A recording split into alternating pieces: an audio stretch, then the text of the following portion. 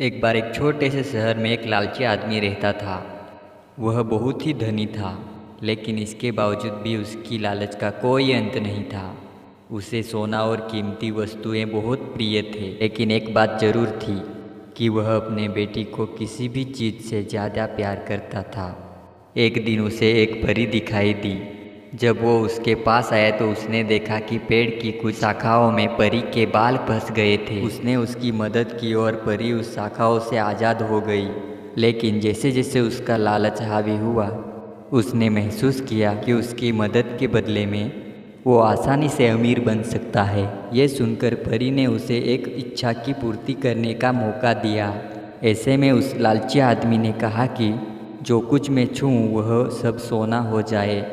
बदले में ये इच्छा को उस परी ने पूरी कर दी थी। जब उसकी इच्छा पूर्ण हो गई, तब वो लालची आदमी अपनी पत्नी और बेटी को अपनी इच्छा के बारे में बताने के लिए अपने घर को भागा।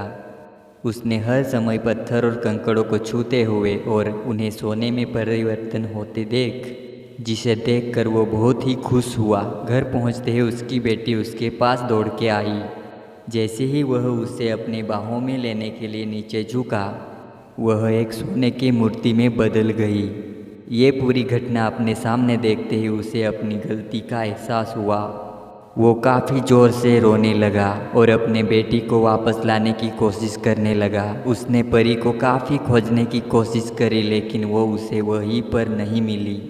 उसे अपनी मूर्खता का एहसास हुआ, लेकिन अब तक काफ़ी देर हो चुकी थी। इस कहानी से हमें यह सीख मिलती है कि लालच हमेशा पतन की ओर ले जाता है। ज़रूरत से ज़्यादा लालच करना हमें हमेशा दुख प्रदान करता है।